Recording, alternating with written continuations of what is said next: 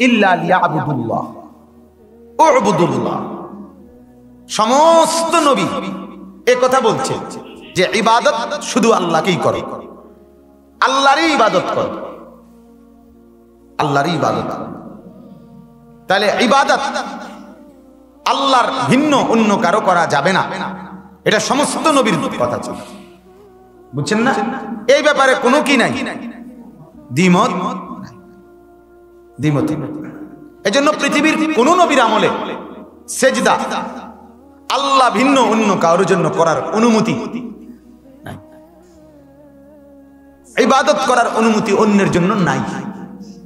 এটাই বুঝাইলাম ইবাদত আল্লাহ পাক রব্বুল আলামিনের ইবাদত সব নবীর আমলেই এই বিধান ছিল। মুমিন মানেই সে ইবাদত করতে হবে, ইমানদার মানেই সে কি করতে হবে? ইবাদত করতে হবে।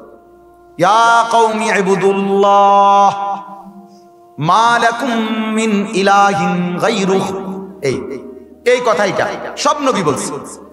ইয়া কওমি, হে আমার জাতি, উবুদুল্লাহ, আল্লাহর ইবাদত করো। কেন? মা লাকুম মিন ইলাহিন গায়রুহু, যেহেতু আল্লাহ ভিন্ন আর কোনো ইলাহ নাই, আল্লাহ ব্যতীত যেহেতু আর কেউ নাই ইবাদতের উপযুক্ত, অতএব ইবাদত করো শুধুই কার? আল্লাহ। তাহলে এই কথাইটা কোন নবী আল্লাহ ব্যতীত অন্য কারো সামনে মাথা ঝুঁকাইতে কি দেয় নাই অনুমতি। ইবাদত শুধুই আল্লাহ, গোলামি আর বন্দিগি শুধুই কার? তাইলে ইবাদত লাজেম আমাদের, এটাই গত জুমায় বলছি, ইবাদত লাজেম আমাদের। আমার বাপ এই কথাটাই শুধু আজ আমরা অধিকাংশ মুসলমানকে বুঝাইতে পারি না। কেন যে বুঝে না আমিও বুঝি না। যে তুমি মুমিনের পরিচয় দাও, মুসলমানের পরিচয় দাও, ইমানের পরিচয় দিচ্ছ, অথচ নামাজ পড়ছো না, এটা হয় কিভাবে? এটা হয় কিভাবে? আল্লাহর রাসূল বলছেন যেখানে ফারকু মা বাইনানা ওয়া বাইনাল কুফরি আস-সালাহ, নবীজি বলেন আমাদের মাঝে, মানে আমরা ইমানদারদের মাঝে আর কাফেরের মাঝে পার্থক্য হলো নামাজ। কি আমরা পার্থক্য হইল আগা কাটা, খতনা, এই জন্য হেডের নাম দিয়েছে মুসলমানি। খতনা এটা কাটলেই শুধু মুসলমান, না কাটলেও মুসলমান, এটা তো হাদিসের কোথাও নাই। খতনার হুকুমে না আছে, খতনা করা সুন্নত এটা না আছে, খতনা করা দরকার এটাও আছে, সবই ঠিক আছে। তো এইটা যে করবে সে মুসলমান, নয়তো মুসলমান না, এ কথা আপনারা কে করবে? এটার নাম মুসলমানই আইলো করতে, বুঝছেন না কথা? মুসলমানের পরিচয় তো নবী বললেন নামাজ। কাফেরের সাথে মুসলমানের পার্থক্য কিসে? নামাজ, নামাজ। তাইলে ইবাদত, তাহলে যে ইমানের দাবি করবে ইবাদত করা তার জন্য কি লাজেম, আবশ্যক। তাহলে তুমি মুমিন পরিচয় দিবা, অথচ শুক্রবার ছাড়া আর এক সপ্তাহ নামাজ পড়বা না, তুমি মুমিন থাকো কিভাবে? কথা বোঝেন না? টাকার এই ফিট আছে কিন্তু ওই ফিট নাই, এটা হয় কেমনে? কথা বুঝছেন না? এটার এই সাইড আছে তো এই সাইড নাই, এটা হয় কেমনে? মুদ্রার এই ফিটা থাকলে ওই ফিটও আছে, টাকার যদি এই ফিট থাকে তো এই ফিট আছে না, পয়সার যদি এই ফিট থাকে তো ওই ফিট আছে না? কথা বলেন না? তো ঠিক খুব ঈমান আছে তো ইবাদতও আছে, ইবাদত আছে তো ঈমানও আছে। এটা ঠিক এরকম কাগজের এ পিঠ আর ও পিঠ, মুদ্রার এ পিঠ আর ও পিঠ, টাকার এ পিঠ আর ওই পিঠ। কিন্তু আমরা তো এটা বুঝি না, আমরা বুঝতেই চাই না, এটা আমাদের অনুভূতিতেই জাগে না। এটা কতটা সহজ বিষয় ছিল। সবগুলো মুসলমানের দিলের মধ্যে যদি এই ইয়াকিন থাকতো, কোন ঘরের ছেলে, কোন ঘরের মহিলা নামাজবিহীন থাকতেই পারত। এটা একটা সহজ একটা জিনিস, ভারী কোনো কিছুই না নামাজ। এটাকে যদি কেউ তার স্বাভাবিক জীবনের অংশ বানায় নেয় তো একদম সহজ। কথা বুঝছেন না? এই কারণে আমাদের এই অনুভূতিটা মূলত আসলে পরীক্ষা করলে দেখা যাবে আমাদের অন্তরের বিশ্বাসের মধ্যে ঘাটতি আছে। যদি ইয়াকিন মজবুত হতো তো নামাজ ছুটতো না, কিন্তু যে কোনো ভাবেই হোক সেইটা হয়তো মনে মনে বুঝে রাখছে যে থাকুক না, পরে ঠিক করেন রে ভাই, উনি বসুগঞ্জ এমনি বসে বসে তো এই ইয়াকিনের মধ্যে ঘাটতি আছে। আমি এটা যেমন কথার কথা, আমি মাগরিবের নামাজের আগে অ্যাক্সিডেন্ট করছি, পাওটা ভাঙছে যখন, আমি তখন পাওটার মধ্যে শুধু একটা গামছা বাঁধ দিছে জুবায়ের ভাই। আমার এই অবস্থায় আমি মুন হসপিটালে সিএনজিতে করে গেছি। তখনও আমার কমপক্ষে 40-50 মিনিট রাস্তা আমি সিএনজিতে গেছি এই ভাঙ্গা অবস্থা। ওই যে আইল্যান্ড সহ প্রতিটা ঝাঁকিতে আমার ব্যথা লাগছে, কারণ তখন তো আমি মাত্র কি ভাঙলো আমার। কিন্তু হসপিটালে যাওয়ার পরে আমারে তারা ধইরা সিএনজি থেকে নামাইয়া হুইল চেয়ারে বসাইছে।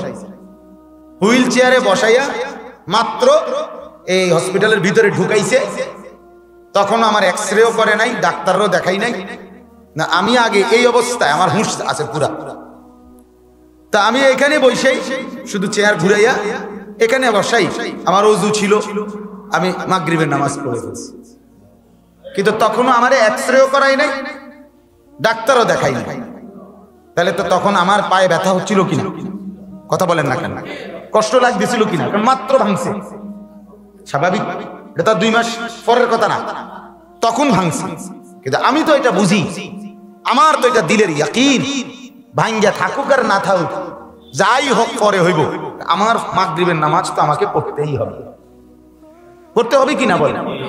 নার্স তারা ছাইয়া রয়েছে, ওই এনে বইয়ে শুধু পশ্চিম ঠিক করে নিছে। তাহলে বলার উদ্দেশ্য হলো, এটা যদি আমার ইয়াকিন হয়, এটা যদি আমার দিলে বিশ্বাস হয়, ঈমান হয়, তাহলে নামাজ আমাকে পড়তেই হবে, কোনো সুরত নাই আমার, কোনো এর বিকল্প হতে পারে না। এই জন্য আমি বলছি আপনাকে, ঈমান এর বহিঃপ্রকাশ, কথাটা আবারও বোঝেন, ঈমানের মুজাহারা, ঈমানের বহিঃপ্রকাশ ইবাদত। ইবাদত তার ঈমান আছে না নাই, সে মুমিন পাক্কা কিনা, এটার প্রমাণ মিলবে কি দিয়া? এই জন্য নবীরা এটা বলছে, ইয়া কওমি ইবুদুল্লাহ মা লাকুম মিন ইলাহিন গায়রুহু, হে আমার জাতি আল্লাহর ইবাদত করো, আল্লাহ ভিন্ন আর কেউ নাই। তাহলে আল্লাহ ছাড়া আর কেউ নাই, এটা আমাদের ঈমানের কথা। কথা বলেন, লা ইলাহা ইল্লাল্লাহ, এটা আমাদের ঈমান কিনা? এটা আমাদের কালেমা কিনা? তাহলে এটা আমাদের কালেমা। মুহাম্মাদুর রাসূলুল্লাহ, এটা আমাদের কালেমার অংশ কিনা? তাহলে লা ইলাহা ইল্লাল্লাহ মানে, মুহাম্মাদুর রাসূলুল্লাহ মানেন, কিন্তু মাথা সেজদায় ঝোঁকে না, নামাজের টাইম মিলে না, হালাল খেতে মন চায় না, হারাম ছাড়তে মন চায় না, গুনাহ ছাড়তে মন চায় না, তো আপনার এই ঈমান ভিতরে কি অবস্থায় আছে আপনি বুঝেন না? কথা বলেন, আপনি তো বুঝেন না। এটা কে বুঝাবে এই মানুষগুলো?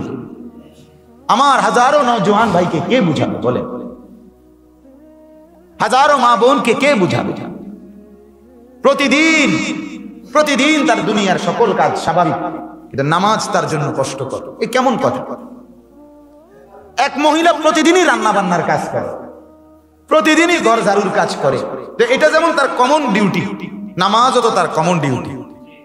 বলেন, এক মানুষের ওযু, ইস্তেনজা, খাদ্য খাবারের জরুরত প্রয়োজন, এটা যেমন তার স্বাভাবিক চাহিদা, নামাজও তো তার স্বাভাবিক চাহিদা হওয়া উচিত। কথা বুঝছে? আপনি গোসল না করে খানা খান না, দুপুর বেলা গোসলটা করে আসি, কামটা কদ্দুর শেষ করে আসি, আচ্ছা আর একটু কদ্দুর রয়েছে ঝাড়ুটা দিয়ে লাই, আর একটু জিনিস হয়েছে ডেকজিডি মাই জ্বালাই, এরকম কিছু না কিছু গুছাইয়াই মানুষ খাইতে বসে। তাহলে এর সাথে আপনি কেন এটা বললেন না যে নামাজটা পড়ে নেই তারপরে খানা খাই? কথা বলেন না, এটা সহজ বিষয় ছিল না? এটাকে আমরা নিজের থেকে দূর করতে গিয়ে সরাইতে সরাইতে এখন এটা হয়ে গেছে পাহাড়ের মতো বোঝা, অথচ এর চাইতে ভারী কাজ হয়ে গেছে সহজ সহজ কাজ। এক মহিলা এর চাইতে ভারী কাজ করতে রাজি, 50 জন মানুষের খানা পাকাইতে রাজি, ঘাম বাইয়া বাইয়া পড়ে, কত আইটেমের তরকারি, কিন্তু সেটা রাজি। তারে শুধু যারা খাইতে আসছে তারা একটু কইব মাশাআল্লাহ বাবির ফাঁক নিও, কি করছে ও, ডাইলটা করছে কি, বাজিটা সাইয়াদানের মতো ফুইরা হতাইলেছে একবার। এ হয়তো কদ্দুর প্রশংসা করবে, এ কদ্দুরের জন্য এই মহিলার ঘাম বাইয়া বাইয়া পড়তেছে। অথচ তুমি একটা সেজদা করলে, এক রাকাত নামাজ পড়লে তোমার মালিক তোমার প্রশংসা করত। এটা কি ভালো ছিল না? এটা কি উত্তম ছিল না? আল্লাহ পাক বলেন হাদিসে কুদসি, মান যাকারানি ফি নাফসি ফি নাফসিহি যাকারতুহু ফি নাফসি, যে আমাকে একাকী স্মরণ করে আমিও তাকে একাকী স্মরণ করি। ওয়ামান যাকারানি ফি মালাইন যাকারতুহু ফি মালাইন খাইরিম মিনহু, যে আমাকে অনেক মানুষের মাঝে স্মরণ করে আমি তাকে এর চাইতে উত্তম ফেরেশতাদের মাঝে স্মরণ করি। হ্যাঁ, তাইলে আপনি বলেন, আল্লাহ তাআলা বলেন আমি তাকে স্মরণ করি, ফাদকুরুনি আযকুরুকুম, আল্লাহ বলেন তুমি আমাকে স্মরণ করো আমিও তোমাকে স্মরণ করব। এবার বলেন আমি স্মরণ যদি করি আল্লাহকে সেটা হবে আমার মতো, আর আল্লাহ যদি স্মরণ করে আমাকে সেটা হবে আল্লাহর মতো, ঠিক কিনা বলেন? আমি মাখলুক কতটা দুর্বল আর আমার খালিক আল্লাহ কতটা সবল, সুবহানাল্লাহ। এজন্য আমি তো সামান্য দুর্বল, আমি মনে করেছি কোন রকম, আর আমার মালিক মনে করেছে মালিকের শান মতো। এজন্য আল্লাহ বলেন ওয়ালা যিকরুল্লাহি আকবার, ওয়ালা যিকরুল্লাহি আকবার, আমি আল্লাহর স্মরণ সবচেয়ে বড়। তুমি আমারে মনে করলে যে দূর হয়, আমি তোমারে মনে করলে তার চেয়ে বেশি হয়, ঠিক কিনা বলেন?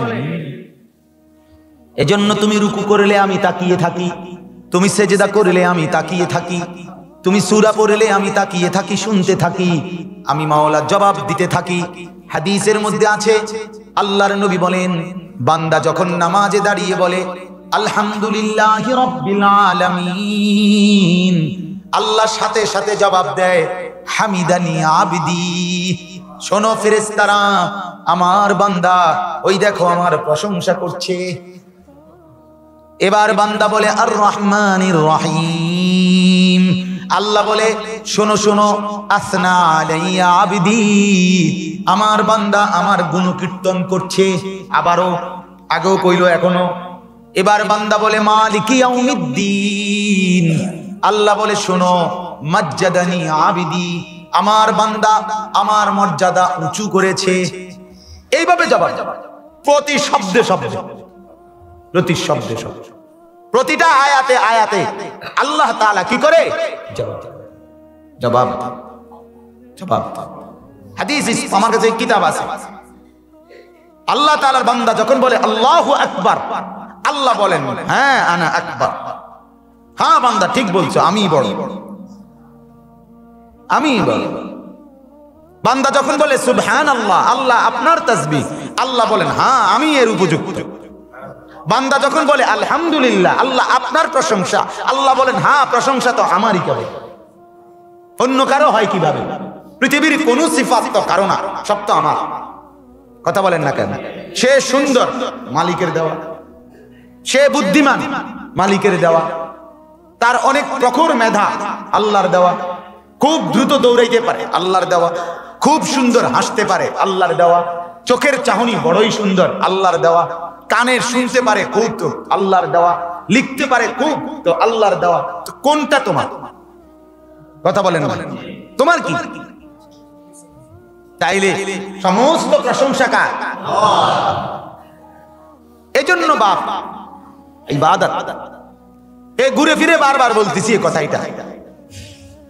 মূলত আমার মুয়াজ্জিন সাহেব আমারে কিছুদিন আগে বলছিলেন যে হুজুর কাদ আফলাহাল মুমিনুন, মুমিনের যে সিফাতগুলো এগুলো আলোচনা করা বাকি রয়ে গেছে। আমারও পুরা খেয়াল ইনশাআল্লাহ এই সিফাতগুলো আমি মুমিনের কি কি গুণ থাকা দরকার এগুলো আমি বলবো। এই বলার জন্য এই আয়াতটা শুধু প্রস্তুতিমূলক। অর্থাৎ আপনার ওই মুমিনের যে সিফাতগুলো জান্নাতি মুমিনের ওইখানে আছে হাদিস কোরআনের বিভিন্ন খানে, সবগুলো হলো ইবাদত। সবগুলো হলো কি?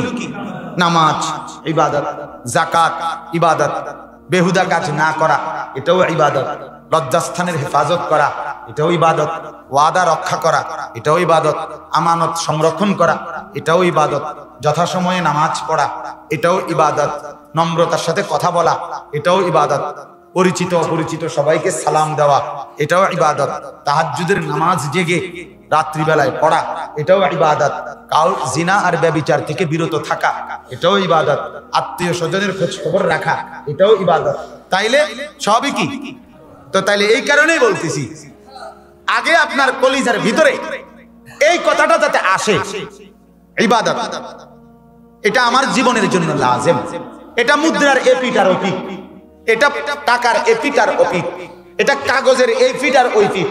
কাগজের যদি এই ফিট থাকে তো ওই ফিটও আছে, হাতের তালুর যদি এই সাইড থাকে তো এই সাইডও আছে।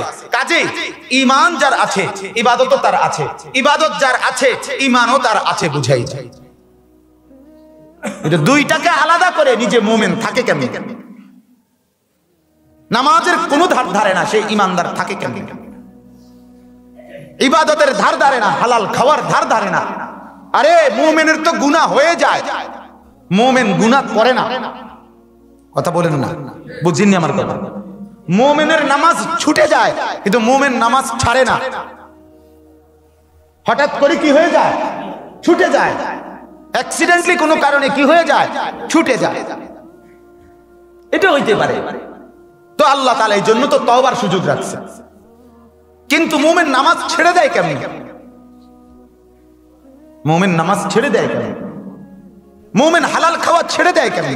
টোটালি ঠান্ডা মাথায় বুঝে শুনে পরিষ্কার ভাবে সে নামাজ পড়ে না, বুঝে শুনে না, বুঝে সে একটা ওয়াক্ত পুরো চলে গেছে নামাজটা পড়েই না। এটা হয় কেমন? মুমিন ইমানদারের দ্বারা এটা হইতে পারে না, মুমিনের দ্বারা এটা হইতে পারে।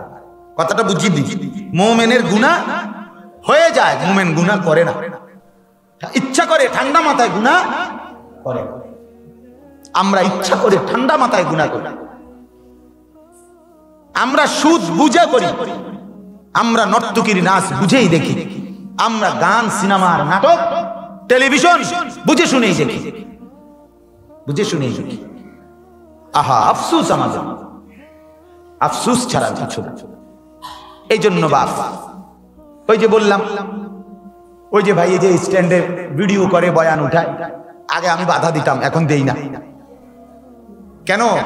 আমার শায়েখ আল্লামা মুফতি মুশতাকুন নবী সাহেব আমার বিশেষভাবে বলছে, মৌলানা বাধা দিবেন না। কেন বলছে? হাজারো লাখো যুবকের জিন্দেগি বদলায়। কারণ এই গুনার ভিতর থেকে দুই চার অক্ষর যদি নেকের কথা শুনে হতে পারে জিন্দেগি বদলায়।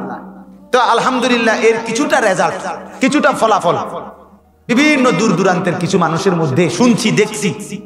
এতে করে ভাবি যে গুনার এই চতুর্দিকের পরিবেশে যতভাবে সম্ভব আল্লাহর কথা প্রচার করা, নেকের কথা প্রচার করা দরকার।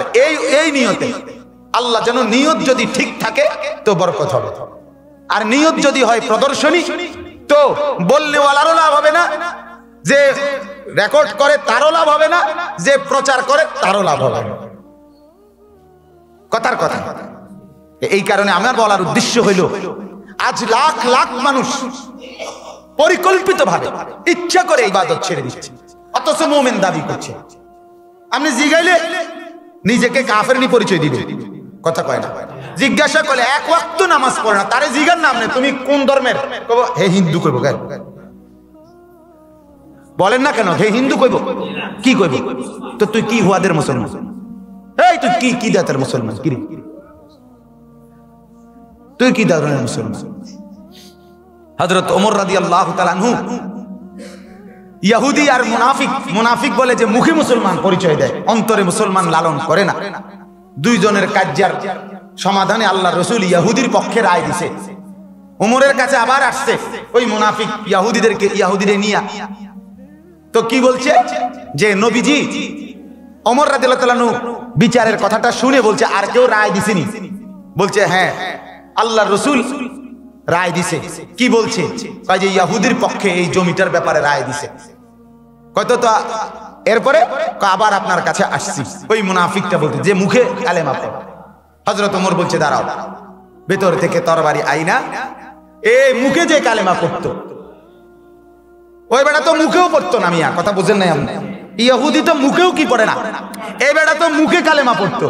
এরে একটা কোপ দিয়া তরবারি দিয়া কল্লাটা ফালাই দিয়া বলছে এটাই হচ্ছে ওমরের রায়, মুহাম্মদের রায় যে মানে না। হাদা কাদাই মান লাম ইয়ারদা বিকাদাই রাসূলিল্লাহ, এটাই আমার ফয়সালা। রাসূলে পাকের ফয়সালা যে মানে না তার জন্য ওমরের ফয়সালা এইটা। কিরে তুই সুপ্রিম কোর্টের থেকে নিম্ন আদালতে আইলি কেমনে? কথা বোঝেন নাই আপনি? তুই নিম্ন আদালত থেকে না কই যাবা? তুই সুপ্রিম কোর্ট থেকে নিম্ন আদালতে নামি আইয়ে কেমনে? নিম্ন আদালতে তুই তো রাসূলে পাক থেকে সিদ্ধান্তের পরে আমাদের আইলি কেমনে? তো সাহস হইল কেমনে? আল্লাহর নবী যেখানে ফয়সালা দিছে। হ্যাঁ, এজন্য আল্লাহ হাদিসে আছে, আল্লাহ পাক বলেন মান লাম ইয়ারদা বিকাদাই ফালিয়াতলুব রাব্বান সিওয়াই। এই শুনো, তোমরা যারা আমি আল্লাহর ফয়সালায় রাজি না থাকো তোমরা আমাকে বাদ দিয়ে আরেকজন রব তালাশ করে নাও। আল্লাহ বাদ দিয়ে আমারে কি করো? আরেকজন মালিক তালাশ করো। আছে তো কি এমন কেউ? আছে কেউ? হ্যাঁ।